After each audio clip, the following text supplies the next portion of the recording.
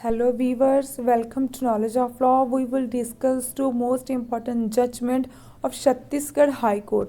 Guys आज की जो जजमेंट है ये छत्तीसगढ़ हाई कोर्ट की है जो डील करती है चाइल्ड की कस्टडी को लेकर. तो गाइस अब हम बात करते हैं जजमेंट की. इससे पहले हम एक बात करेंगे मैरिज को लेकर. गाइस जब भी कोई भी मैरिज होती है according to Hindu law marriage को एक हॉली सैक्रामेंट माना जाता है. तो इसकी अगर हम बात करें मैरिज की तो गाइस मैरिज में एक मोस्ट इम्पॉर्टेंट सेरेमनी होती है शपथ पदी. गाइस जो शपथ पदी होती है उसमें 7 फेरे या फिर 4 फेरे लिए जाते हैं. तो गाइस इसमें अगर हम बात करें जब भी फेरे होते हैं तो उसमें एक बात होती है कि दोनों हस्बैंड एंड वाइफ ये प्रॉमिस करते हैं कि हम एक दूसरे के दुख सुख में एक दूसरे के साथ रहेंगे, एक दूसरे के साथ रहेंगे एंड आगे अपनी लाइफ को अच्छे से एक दूसरे के साथ ही जिएंगे. बट गाइस जहाँ पर एक बात होती है कि जब कुछ ऐसे सर्कमस्टांसेस होते हैं कि दोनों पार्टीज हस्बैंड एंड वाइफ दोनों डिसाइड करते हैं कि एक दूसरे के साथ नहीं रहना चाहते, जुडिशियल सेपरेशन की पटिशन या फिर डिवोर्स की पटिशन फाइल करते हैं तो वो एक दूसरे के साथ नहीं रहना चाहते. गाइस जो इनके बच्चे होते हैं उनको भी ये चीज़ को एक पेन को फेस करना पड़ता है. जे पेरेंट्स ही अलग नहीं हो रहे गाइस, इनके बच्चे भी अलग हो रहे हैं. अनफॉर्चुनेटली बच्चों को भी वो चीज़ को फेस करना पड़ता है. यहाँ पर देखिए अगर मदर है, मदर के पास बच्चे की कस्टडी चली गई तो बच्चे का फादर से कनेक्ट टूट जाता है, वो अपने फादर से अलग रहता है. अगर फादर के साथ बच्चे की कस्टडी हो जाती है जो मदर है उसका कनेक्ट अपने बच्चे से टूट जाता है. जब बच्चे का कनेक्ट मदर से टूट जाता है तो गाइस मीन्स कहने का मतलब ये है कि जो ये पेन है कि हस्बैंड एंड वाइफ को ही नहीं यहाँ पर बच्चों को भी फेस करनी पड़ती है. बट यहाँ पे बात करते हैं कि ईच एंड एवरी केस के अपने अपने सर्कमस्टांसेस होते हैं तो उसके हिसाब से कोर्ट जो भी डिसीजन होता है उस डिसीज़न को डिसाइड कर देती है केस को. तो अब हम बात करते हैं आज के केस की. बट इससे पहले एक आपको बात बता दें गाइस, जब भी आपके मैरिटल स्टेटस को लेकर आप में कोई भी इशू क्रिएट होता है तो उसका आप सूट फाइल करते हो, जब पिटीशन लगाते हो, सबसे पहले वो आपके डिस्ट्रिक्ट के फैमिली कोर्ट में जाती है. तो गाइस जब फैमिली कोर्ट से आपके जो भी डिक्री आती है, चाहे आपका हस्बैंड के फेवर में हो चाहे वाइफ के फेवर में, जो भी अग्रीव्ड पार्टी है अगर वो सेटिस्फाइड नहीं है तो वो इससे ऊपर की कोर्ट में अपनी पिटीशन लगा सकती है. मींस सेशन कोर्ट में, उसके बाद हाई कोर्ट, फिर सुप्रीम कोर्ट. ये आप अपने हिसाब से आप अपनी जो पिटीशन है आप लगा सकते हो. तो आई होप आपको ये चीज़ अंडरस्टैंड होगी हो. तो इसके बाद बात करते हैं आज की जजमेंट की. गाइस जो केस था हमारा इसका नाम है देवनाथ रात्रे वर्सेस मालती रात्रे. गाइस जो इन दोनों की मैरिज थी ये 2009 में हुई थी. इसके बाद इन्हें एक बेबी गर्ल होती है, एक बच्ची का जन्म होता है, बर्थ होता है. इसके बाद में इनमें कुछ इनकी मैरिज में कुछ ऐसे इशू रेज्ड होते हैं जिन्हें लेकर इनमें ये इतना एक दूसरे से खफा हो जाते हैं कि ये अब एक दूसरे के साथ रहना नहीं चाहते एंड ये डिसाइड करते हैं कि एक दूसरे से अलग रहना. इसके बाद जब जो वाइफ होती है वो एक पटिशन फाइल करती है अपने हस्बैंड से मेंटेनेंस के लिए. जब हस्बैंड को पता चलता है तो वो एक एप्लीकेशन लगाता है फैमिली कोर्ट में अपने बच्चे की मीन्स अपनी डॉटर की कस्टडी को लेकर. तो जो हस्बैंड है वो ये भी आर्ग्यू करता है कि जो उसकी वाइफ है वो उस पर फॉल्स एलिगेशन रेज करती है एंड जो उसकी रेपुटेशन है सोसाइटी में उसे भी डिफेम करती है. इसके साथ साथ जो हस्बैंड है उसने ये भी बोला कि जो उसकी वाइफ है उसका जो एटीट्यूड है ये एक क्रिमिनल नेचर का है. तो बीइंग अ फादर एक नेचुरल गार्डियंस जो बच्ची की कस्टडी है वो फादर को मिलनी चाहिए. तो ये थे फादर की तरफ से एलिगेशंस. अब हम देखते हैं मदर की तरफ से. जहाँ पर जो वाइफ है गाइस वो जो भी उसके एलिगेशन थे वो उनसे डिनाई करती है। एंड वो जो वाइफ है उसने ये भी बोला कि जो उसका हस्बैंड था उसने उसकी ज्वेलरी ले ली एंड वो उसे फिजिकल एंड मेंटली तौर से उसे उसे टॉर्चर करते थे डॉरी के लिए, दहेज के लिए, मीन्स दहेज के लिए उसे मेंटली तौर से एंड फिजिकल वे से उसे प्रताड़ित किया जाता था। इसके साथ उन्होंने ये भी बोला उसकी वाइफ ने कि उसका जो हस्बैंड है ये 2012 में उसे विदाउट एनी रीज़न उसे छोड़कर चला गया था। एंड जब उसका हस्बैंड उसे छोड़कर चला गया, जो बच्ची की कस्टडी थी, जो बच्ची थी वो वाइफ के पास ही थी।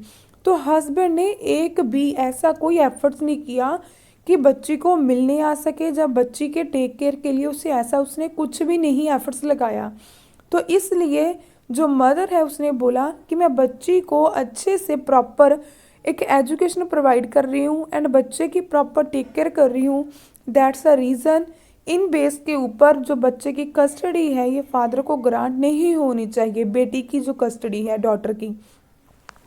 तो गाइस यहाँ पर जो फैमिली कोर्ट है उसने फादर की जो हस्बैंड मीन्स जो हस्बैंड की एप्लीकेशन थी कस्टडी की उसे डिसमिस किया एंड जो फादर था वो अपनी ये एप्लीकेशन लेकर हाई कोर्ट चला गया अपील लेकर। इसके बाद हम देखते हैं क्या हुआ गाइस। इसके बाद जो हमारी डिवीज़न बेंच थी छत्तीसगढ़ हाई कोर्ट की, उनके जस्टिस गौतम बहादुरी एंड जस्टिस राधा किशन अग्रवाल, उन्होंने इस चीज़ को कंसीडर किया कि जो चाइल्ड की कस्टडी है ये बच्चे के इंटरेस्ट के लिए अगर मदर इस चीज़ को मीन्स जो बच्चे की कस्टडी है उसे होल्ड करने के लिए मान जाती है, जब होल्ड करती है उसकी कस्टडी को, तो ये एक बच्चे के इंटरेस्ट की बात होगी, मीन्स बच्चे के वेलफेयर की बात होगी, बच्चे के फ्यूचर के लिए अच्छी बात होगी। तो यहाँ पर उन्होंने एक केस को भी ऑब्जर्व किया जिसका नाम है बलराम वर्सेस सुषमा। इसमें बोला कि ये एक बहुत इम्पॉर्टेंट चीज़ है कि जो बच्चे की एज है 10 से 15 साल उसमें एक बायोलॉजिकल चेंजेस होते हैं।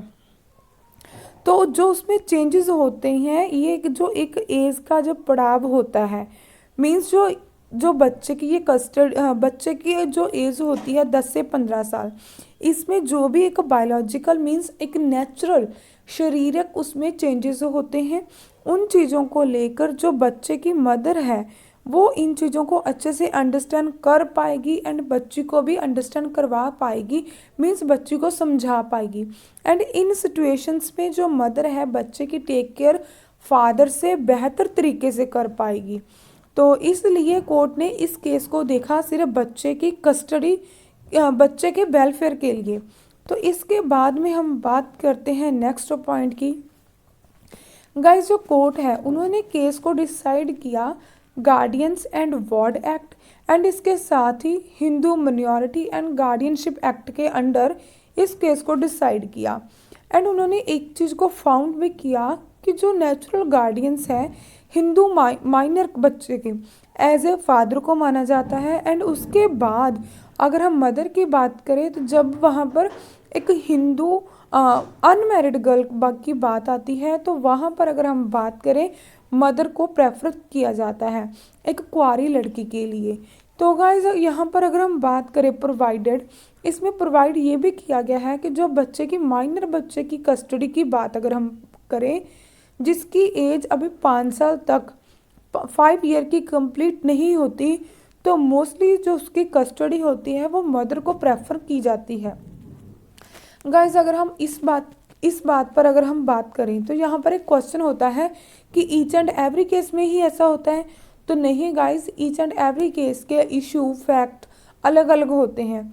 तो उन फैक्ट एंड इशू को देखकर ही कोर्ट अपना डिसीजन लेती है कि बच्चे की कस्टडी किसके पास जाएगी। इसमें यह भी देखा जाता है कि जो भी फादर एंड मदर है क्या वो कैपेबल है अपने बच्चे को मेंटेन करने के लिए, उसे प्रॉपर एजुकेशन देने के लिए, उसकी हेल्थ के लिए, क्या वो उचित उसके पास जो भी एफर्ट्स हैं वो लगा सकता है, बच्चों को एक अच्छी शिक्षा मिल सकती है। तो ये चीज़ भी कोर्ट डिसाइड करती है। इसके बाद में अगर हम बात करें डिवीज़न बेंच की, उन्होंने ये नोट किया कि जो बच्चे की कस्टडी है तो गाइस वो एक उसके वेलफेयर के लिए उसके फ्यूचर के लिए देखकर ही कोर्ट डिसाइड करती है। इसके बाद कोर्ट ने हेल्ड किया, जो एप्लीकेंट्स है उसका आर्गूमेंट था कि जो बच्चे की कस्टडी है वो एज ए फादर को मिलनी चाहिए। बट कोर्ट ने इस चीज़ में ये भी बोला कि जो हस्बैंड ने अपनी वाइफ के ऊपर एलिगेशन लगाए थे कि जो उसकी वाइफ है वो उसका जो एटीट्यूड है वो क्रिमिनल नेचर का है, तो जो हस्बैंड है वो कोर्ट में अपनी वाइफ के अगेंस्ट जो वैलिड प्रूफ है, जो एविडेंस है, उसे प्रोड्यूस नहीं कर पाया एंड कोर्ट इस चीज़ से सेटिस्फाइड नहीं हो पाई। इसलिए जो कोर्ट है उसने फादर को ये भी बोला कि जो फादर अपनी बच्ची को मेंटेन करने के लिए उसके पास इनकम भी नहीं है, प्रॉपर इनकम नहीं है, एंड इसके बावजूद उसके घर पर, फादर के घर पर कोई भी ऐसा पर्सन नहीं है जो बच्ची की टेक केयर कर सके। जब वो अपने कहाँ भी अपनी मीन्स जब वो जाता है तो उसके बाद उसके पास ऐसा नहीं है कि वो अपनी बच्ची की मेंटेनेंस कर सके। इसके बाद उन्होंने जो बच्चे की कस्टडी है वो मदर को ही प्रेफर की। इसके बाद अगर हम बेंच की बात करें, उन्होंने ये ऑब्जर्व किया कि जो बच्चे की उम्र है वो 12 साल की है। मींस 10 से 12 साल की उम्र ऐसी होती है कि इसमें कुछ बायोलॉजिकल चेंज होते हैं, जिसके कारण बच्चे को कुछ सर्टन बायोलॉजिकल चेंज होते हैं एंड इसमें जो बच्चा है वो एकदम स्ट्रेंज होता है, उसे नहीं पता होता गर्ल को। जो फादर है, फादर से बेहतर तरीके से अच्छे से जो मदर है उसकी टेक केयर कर पाएगी एंड उन चीज़ों को अंडरस्टैंड कर पाएगी। इसलिए कोर्ट ने जो कुछ चाइल्ड की कस्टडी है वो फादर को ना देकर मदर को प्रेफर किया एंड जो बच्चे की कस्टडी है वो मदर को दे देगी। इसलिए जो फादर की अपील थी उसे डिसमिस कर दिया। आई होप आपको आज की वीडियो कैसी लगी, प्लीज़ आप हमें नीचे कमेंट कर बताइए। Thanks for watching, like share and subscribe my channel.